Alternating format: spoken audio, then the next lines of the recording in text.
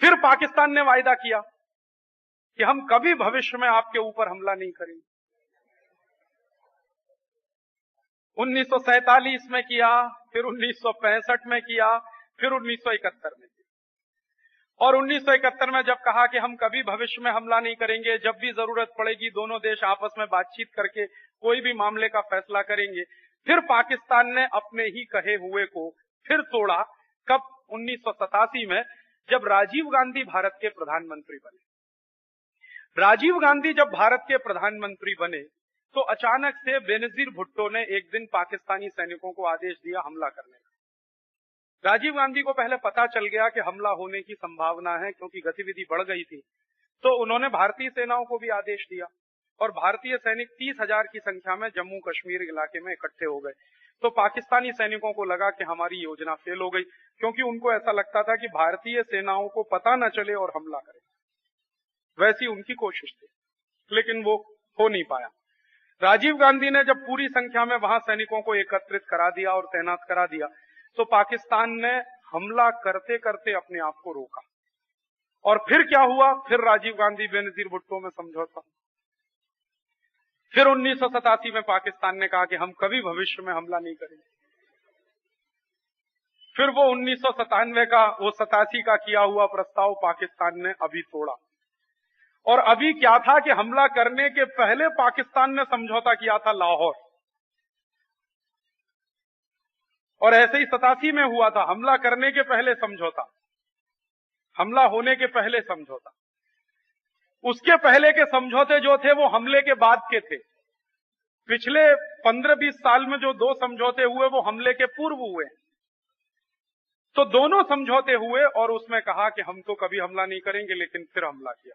लाहौर समझौते में तय करने के बाद भी हमला किया और 87 में राजीव गांधी के साथ हमला करते करते रुक गया। ये है पाकिस्तान का चरित्र। अभी इस पूरी कहानी को अगर एक लाइन में मैं समेटना चाहूं और आपके दिमाग में वो दर्ज रहे हमेशा, ये तो मैंने आपको रेफरेंस के लिए इतनी लंबी कहानी सुनाई, लेकिन एक चीज आप हमेशा याद रखिए कि पाकिस्तान क्या है? कुत्ते की टेढ़ी पूंछ।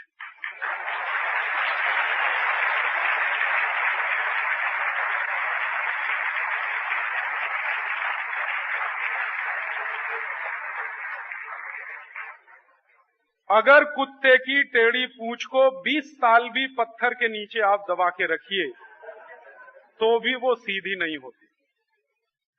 उसको चाहे जितना खींच खींच के सीधा करने की कोशिश करिए, वो हमेशा टेढ़ी ही होती है।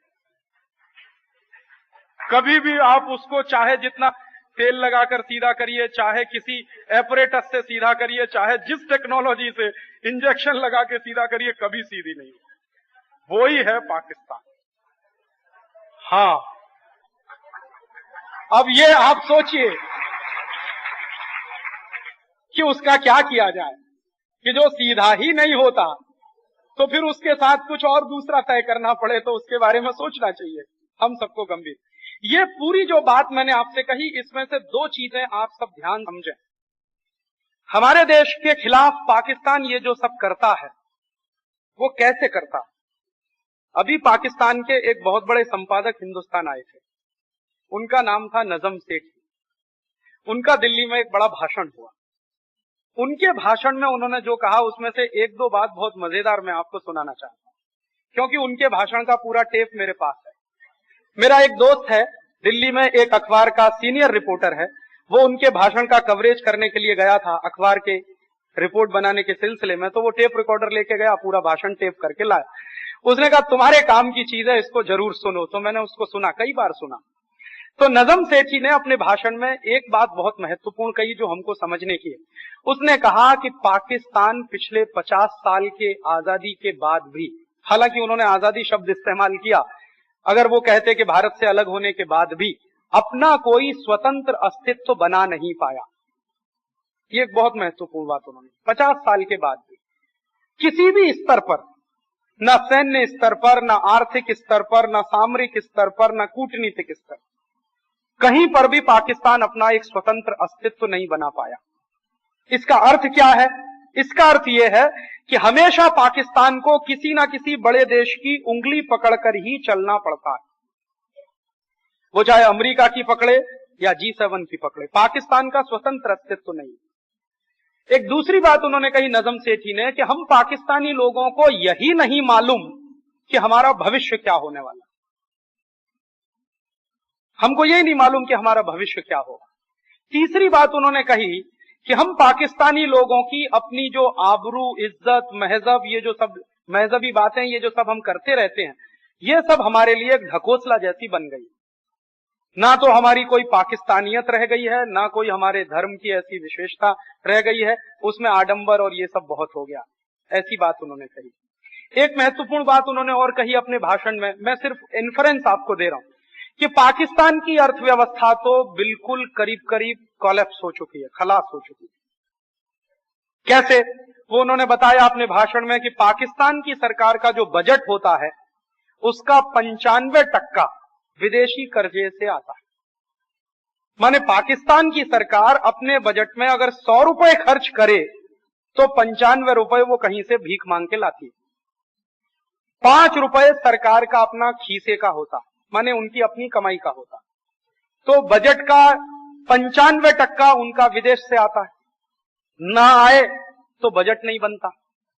ऐसी हालत हो गई। अर्थव्यवस्था कितनी बुरी हालत में है पाकिस्तान की, उसका उन्होंने एक दूसरा सबूत दिया कि इस समय पाकिस्तान में जितने बड़े बड़े कंपनियां हैं, जो बड़े बड़े कारखाने हैं, उनमें 70% बंद पड़े हुए।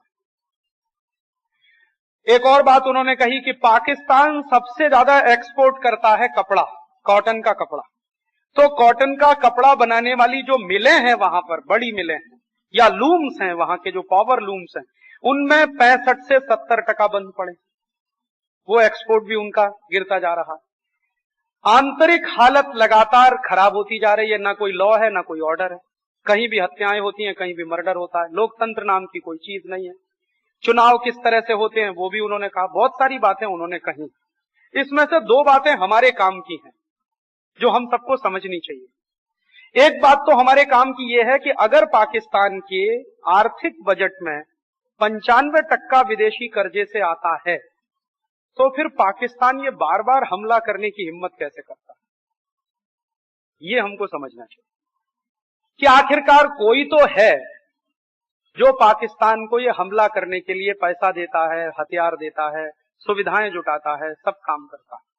क्योंकि जिस सरकार का 95% हिस्सा विदेशी कर्जे पर चलता हो, वो सरकार हजारों करोड़ रुपए खर्च करके युद्ध झेल लेगी, बड़ी मुश्किल बात है। हमारी सरकार को 1500 करोड़ लग गया इस युद्ध में, जबकि हमने हमला नहीं किया, हम डिफेंसिव थे। हम सिर्फ अपनी सीमा के अंदर आए हुए घुसपैठियों को बाहर निकालने के काम में थे, तब हमें 1500 करोड़ लगा। तो पाकिस्तान को कम से कम 3,500-4 हजार करोड़ लग गया होगा, क्योंकि वो तो ऑफेंसिव थे और उन्होंने तो चौकियां बनाई थी, बंकर बनाए थे, पता नहीं क्या क्या तामझाम किया था, उसमें खर्चा तो लगता ही है। तो हमेशा 3-4 हजार करोड़ रुपए का खर्च, और ऐसा बार बार होने वाला खर्च जिस देश की आर्थिक हालत इतनी खराब हो चुकी हो, गरीबी, बेकारी, भूखमरी की इतनी बुरी हालत है। नजम सेठी ने ही कहा कि हर साल हजारों लोग भूख से मर जाते हैं, उसका कुछ गिनती नहीं होती पाकिस्तान। कब कराची में दंगा हो जाएगा, कब इस्लामाबाद में दंगा हो जाएगा, कुछ उसका भरोसा नहीं। तो ऐसी हालत में अगर कोई राष्ट्र पड़ा हुआ हो, वो भारत जैसे राष्ट्र पर बार बार हमला करे। भारत से तुलना में पाकिस्तान की कैसे करता हूं, पाकिस्तान की आबादी 17 करोड़ की, हमारी आबादी 100 करोड़ की। पाकिस्तान की आबादी का तो हमारे देश में एक प्रदेश है, उत्तर प्रदेश, और जितना उनका इलाका है, जितना उनका क्षेत्रफल है पाकिस्तान का, अगर पाक ऑक्युपाइड कश्मीर को निकाल दिया जाए, 26,000 वर्ग मील जो हमारा है, वो बाकी है ही नहीं पाकिस्तान का, तो पाकिस्तान का अपना जो ओरिजिनल क्षेत्रफल है वो करीब करीब उत्तर प्रदेश के ही बराबर, इससे बड़ा नहीं। तो हमारे देश के एक प्रदेश के मुकाबले का राष्ट्र, हमसे कई गुना छोटा आबादी में, हमसे कई गुना छोटा बजट में, हमसे कई गुना छोटा जीडीपी में, हमारा जो जीडीपी है और पाकिस्तान का जीडीपी है, जमीन आसमान का फर्क, कहीं टिकता ही नहीं है वो।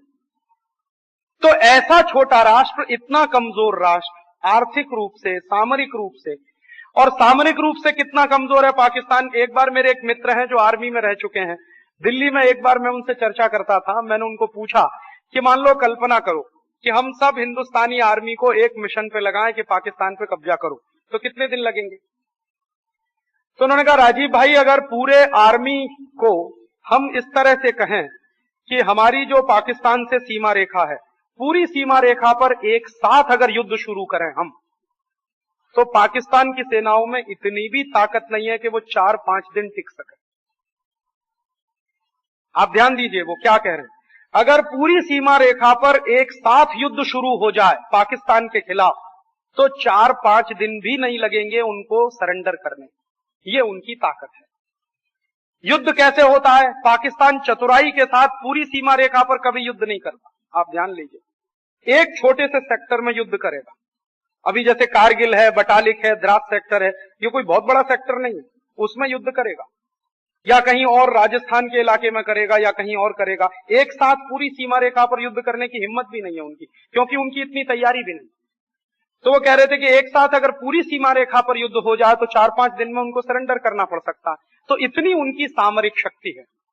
तो आखिरकार फिर पाकिस्तान को क्यों ऐसी बदहवासी है कि वो बार बार हमला करता है, बार बार हमला करता है, और कोई तो है जो उसको हमला करने में बार बार मदद करता है, पैसे के रूप में, हथियार के रूप में, बाकी रूप में। जो देश पाकिस्तान को सबसे ज्यादा मदद करता है हथियार के रूप में, पैसे के रूप में, उसका नाम है अमेरिका। और ये अमेरिका नाम का ही देश है जो पाकिस्तान को हमेशा उकसाता रहता है भारत के खिलाफ हमला करने की। क्यों? अब मैं जो पहले बात कह रहा था कि अमेरिका कभी नहीं चाहता कि पाक ऑक्युपाइड कश्मीर का इलाका भारत में वापस जाए। अमेरिका की प्लानिंग क्या है कि ये पाक ऑक्युपाइड कश्मीर का जो इलाका है, ये सामरिक दृष्टि से बहुत महत्वपूर्ण इलाका है। अमेरिका ये चाहता है कि अमेरिकी सैनिक अड्डे वहां पर बन जाए। आप जानते हैं कि दुनिया के कई देशों में अमेरिका के सैनिक अड्डे हैं। अफगानिस्तान में है, फिलीपींस में है, कोरिया में है, जापान में है, लैटिन अमेरिका के कई देशों में है, अफ्रीका के कई देशों में। तो कई देशों में अमेरिका के सैनिक अड्डे हैं, और कई जगह अमेरिका के सैनिक मिसाइल लगाकर बैठे हुए। अमेरिका वही चाहता है कि ये जो पाक ऑक्युपाइड कश्मीर का इलाका है, यहां पर भी अमेरिका के सैनिक अड्डे बन जाएं। और अमेरिका की एक दूसरी कोशिश भी है कि ये जम्मू कश्मीर नाम का इलाका भारत से अलग हो जाए, पाकिस्तान के पास भी ना जाए, वो एक स्वतंत्र राष्ट्र बने, ताकि अमेरिका उसको अपने प्रभाव में लेकर अपने सैनिक अड्डे वहां पर स्थापित कर ले। अमेरिका को क्या स्वार्थ है यहां सैनिक अड्डे बनाने के लिए? यहां अगर सैनिक अड्डे अमेरिका के बन जाएं तो अमेरिका को अपने दो दुश्मन से लड़ाई करने में बहुत सुविधा हो सकती है, एक रूस, दूसरा चीन। तो रूस और चीन नाम के दो देश हैं जो आज से नहीं 50 साल से अमेरिका के साथ दुश्मनी में हैं। रूस की ताकत अभी कुछ कम हुई है पिछले कुछ वर्षों में, लेकिन चीन की ताकत तो लगातार बढ़ रही है पिछले कई वर्षों। तो चीन से अमेरिका को बहुत खतरा, तो चीन को वो साध सकता है अमेरिका। और अमेरिका की एक मजबूरी है कि अगर कभी चीन के साथ आमने सामने उनकी टक्कर हो गई, जैसी की संभावना है ताइवान के सवाल पर, कभी भी अमेरिका और चीन में युद्ध हो सकता है। ताइवान का प्रश्न अब इतना बड़ा प्रश्न बन गया है, अमेरिका चाहता है कि ताइवान विदेशी प्रभाव में रहे, यूरोप के प्रभाव में रहे, अमेरिका के प्रभाव में रहे, और चीन चाहता है कि ये ताइवान हमारे कब्जे में आए। तो उस मुद्दे पर हमला हो सकता है, कभी भी हो सकता है। अगले महीने भर में हो जाए, 2 महीने में हो जाए, तो आप इसको आश्चर्य मत कहिएगा, कभी भी हो सकता है।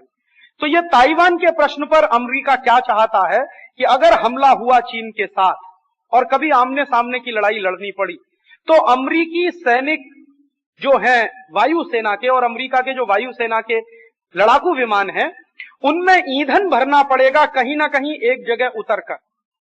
सीधे अमेरिका से आकर चीन पर हमला करने के पहले कहीं ना कहीं उन हवाई जहाजों को ईंधन लेने के लिए उतरना पड़ेगा।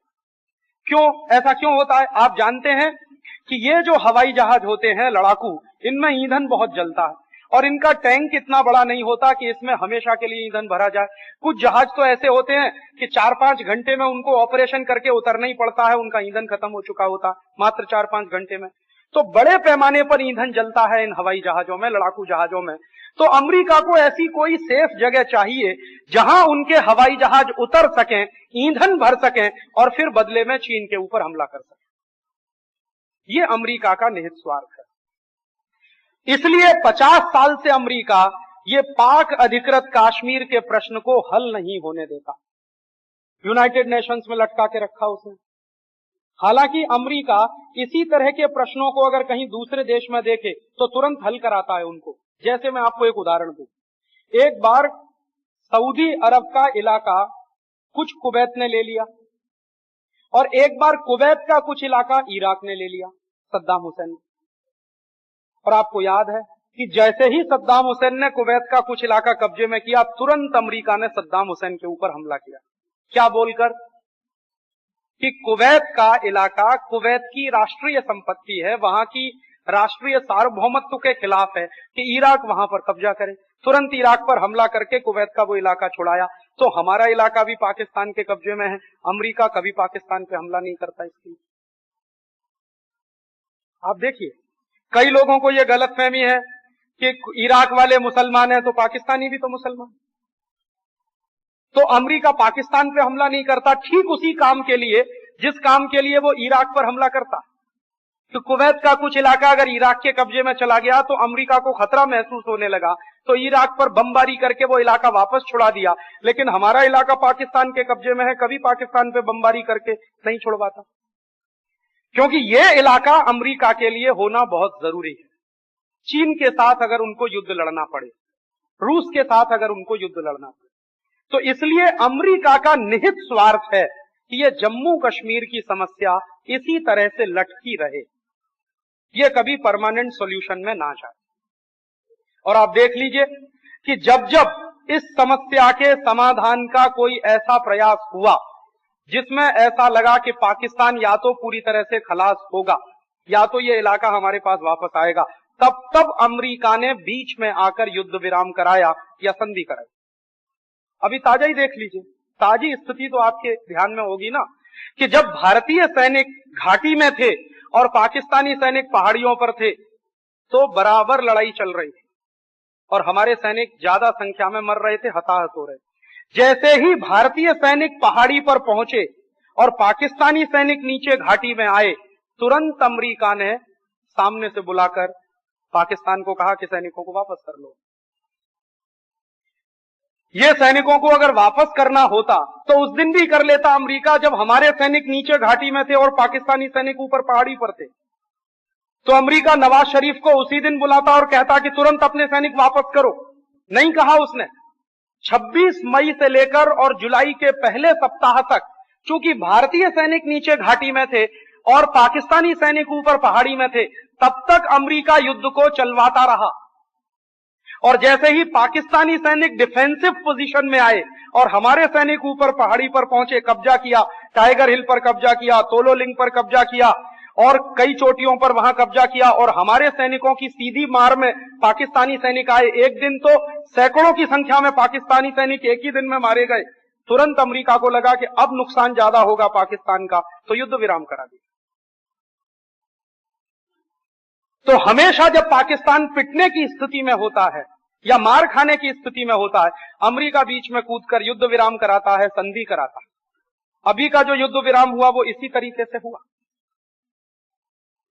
उसमें उसने क्या किया कि पाकिस्तान को और अपने शिकंजे में कस लिया कि देखो मेरे कहने पर युद्ध विराम हुआ, नहीं तो तुम्हारे 1,500 सैनिक और मरते। अगर वो युद्ध विराम नहीं होता या 5 दिन का हमारी आर्मी ने जो समय दिया था पाकिस्तानी सैनिकों को वापस लौट जाने का, वो समय अगर नहीं दिया होता तो कम से कम 1,500 पाकिस्तानी सैनिक और मरते, निश्चित रूप से मरते, क्योंकि उस समय तो हम अपर हैंड में थे, वो लोअर हैंड में थे। लेकिन अमेरिका ने वो बचा लिया 1,500 सैनिकों को। तो इस तरह से जब भी पाकिस्तान कहीं मुश्किल में फंसेगा, खतरे में फंसेगा, तुरंत अमेरिका सामने आकर कूटनीतिक तरीके से, क्योंकि वो अपना इलाका हाथ से जाने नहीं देना चाहता, तो पाकिस्तान को बचाता रहता। और चूंकि अमेरिका इस तरह से पाकिस्तान की पीठ फेरता रहता है, समय पड़ने पर पैसा भी देता है, हथियार भी देता है, सब करता है, तो फिर पाकिस्तान अमेरिका के कहने पर ये सब करता। वरना पाकिस्तान की कोई औकात नहीं है कि वो भारत के ऊपर बार बार हमला करते। उनमें इतनी ताकत नहीं है, अपने दम पर वो कुछ नहीं करते। और अभी जो हमला हुआ हमारे देश के ऊपर, उसमें पाकिस्तान के सैनिकों ने जो भी हथियार इस्तेमाल किए, उनमें से 5% हथियारों को छोड़कर 95% हथियार अमेरिका के बने हुए थे, जिनका उन्होंने इस्तेमाल किया हमारे खिलाफ इस युद्ध। तो उनकी ऐसी ताकत नहीं है पाकिस्तानियों की कि वो स्वतंत्र रूप से हमला कर सकें या किसी लड़ाई को वो अपनी ताकत पर लड़ सकें। अमेरिका मदद करता। तो अमेरिका का अपना स्वार्थ क्या है पाकिस्तान के साथ और जम्मू कश्मीर के साथ, वो एक बात आपको समझ लेनी चाहिए। और एक दूसरी बात मैं आपको और समझाना चाहता हूं कि अगर ये बात हमको समझ में आती है कि पाकिस्तान हमारा दुश्मन है और पाकिस्तान का दोस्त अमेरिका है, तो हमको ये समझ लेना चाहिए कि अमेरिका हमारा कौन है। माने हमारे दुश्मन का दोस्त हमारा दुश्मन ही हो सकता है, दोस्त नहीं हो सकता। और ये मेरी कही हुई बात नहीं है, ये चाणक्य की कही हुई बात है। चाणक्य ने एक बार चंद्रगुप्त को समझाया कि राजनीति करने के कुछ सूत्र समझ लो। जब चंद्रगुप्त को उसने साम्राज्य दिया और साम्राज्य का मालिक बनाया, तो उसने कुछ सूत्र दिए चाणक्य ने चंद्रगुप्त को राजनीति करने। उसमें उसने जो महत्वपूर्ण सूत्र दिया है चाणक्य ने चंद्रगुप्त को, वो यही था कि हमेशा दुश्मन का दोस्त तुम्हारा दुश्मन है, इसलिए उससे सावधान ज्यादा रहने की जरूरत है। क्योंकि कई बार ऐसा लगता है कि दुश्मन से हम हमेशा सावधान रहते, लेकिन जो दुश्मन का दोस्त है उससे हम कई बार असावधान भी हो जाते हैं, क्योंकि हमको लगता नहीं कि ये हमारा दुश्मन है, और वो ज्यादा बड़ा खतरा पैदा करता है। ऐसे ही उसने कुछ और 2-3 सूत्र दिए थे चंद्रगुप्त को। आज समय है, मौका है, इसलिए मैं आपको कह देता हूं। चंद्रगुप्त को चाणक्य ने एक और सूत्र दिया कि देखो, अच्छा राज्य चलाने के लिए कभी भी जनता पर ज्यादा टैक्स नहीं लगाना। राज्य को अच्छे तरीके से चलाना हो तो जनता पर टैक्स कम से कम रखना, व्यापार पर टैक्स कम से कम रखना। अगर तुमको ज्यादा पैसे की जरूरत है खजाने के लिए, तो व्यापार को 2 गुना बढ़ाना, टैक्स उतना ही रखना। तो व्यापार अगर 2 गुना बढ़ा तो टैक्स तुमको अपने आप ज्यादा मिलेगा, तो टैक्स ज्यादा मत रखना। एक बात और कही उसने बहुत गंभीर, जो आज के विषय के हिसाब से, आज के समय के हिसाब से बहुत महत्वपूर्ण है हमारे देश के लिए। उसने कहा कि देखो, प्रधानमंत्री का पद, सेना के सेनापति का पद और गुप्तचर सेना के प्रधान का पद, ये 3 पद की बात उसने कही है। फिर मैं कह रहा हूं, प्रधानमंत्री का पद माने तुम्हारे राज्य का जो मुख्य मंत्री होगा, जो प्रधानमंत्री होगा, उसका पद, सेना के सेनापति का पद और तुम्हारी गुप्तचर संस्थाओं का जो मुख्य व्यक्ति है उसका पद किसी भी ऐसे व्यक्ति के हाथ में मत देना जिसकी पत्नी विदेशी हो।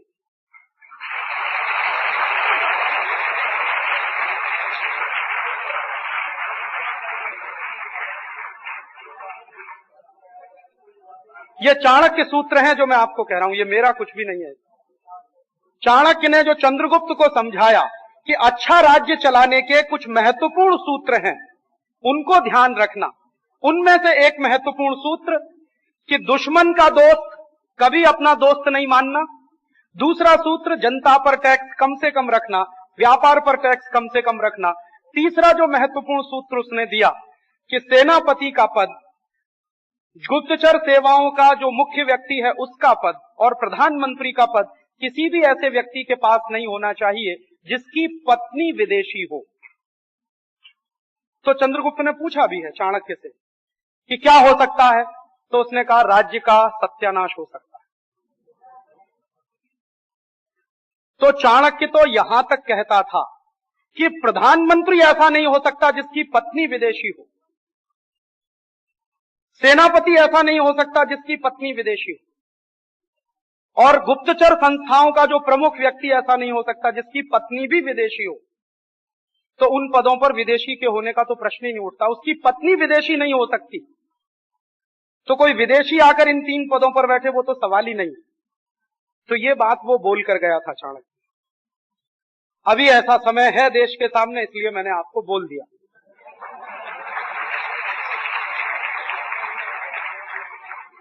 और ये बात आप हमेशा अपने ध्यान में रखिए कि देश की सुरक्षा व्यवस्था और देश की आर्थिक व्यवस्था संभालने वाले जो महत्वपूर्ण पद होते हैं, उनके बारे में क्या नीति होती है हमारे देश में। आज से नहीं, चाणक्य का समय तो आज से कई 100 साल पुराना है, कोई आज का समय नहीं।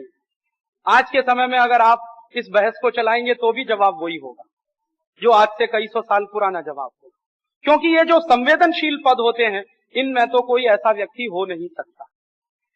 खैर, अभी चाणक्य का जो सूत्र मैं इस्तेमाल करना चाहता हूं अपने इस व्याख्यान में कि दुश्मन का दोस्त हमारा दुश्मन ही होगा, तो अमेरिका हमारा दुश्मन ही है, दोस्त नहीं। हमारे देश में 50 साल में कई बार ऐसी गलती हुई जब हमारे राजनेताओं ने अमेरिका को दोस्त समझने की कोशिश की। अमेरिका कभी दोस्त हुआ नहीं, कभी हो नहीं सकता, दुश्मनी है हमारा। आप कहेंगे कैसे? क्या सिर्फ यही कारण है कि पाकिस्तान को अमेरिका मदद करता है, पाकिस्तान को पैसा देता है, हथियार देता है? क्या यही कारण है? इसके अलावा भी कारण है। इसके अलावा क्या कारण है? इसके अलावा दूसरा कारण यह है कि जब जब हिंदुस्तान ने कहीं कुछ तरक्की का काम किया या आगे बढ़ने की कोशिश की, तब तब अमेरिका ने अपनी दुश्मनी निभाई। जैसे उदाहरण के लिए पिछले साल हमारे देश में वैज्ञानिकों ने परमाणु परीक्षण किए, आप सब जानते हैं, और परीक्षण करने के तुरंत बाद अमेरिका ने पाबंदी लगाई, और वो पाबंदी हमारे देश पर लगी रही। और पाबंदी सिर्फ इतनी ही नहीं थी कि अमेरिका के तरफ की हो, बल्कि यहां तक थी कि हिंदुस्तान की जो कंपनियां अमेरिका में धंधा करती हैं, ऐसी 307 हिंदुस्तानी कंपनियों का धंधा अमेरिका में बंद कराया गया। ये पाबंदी थी हमारे देश को।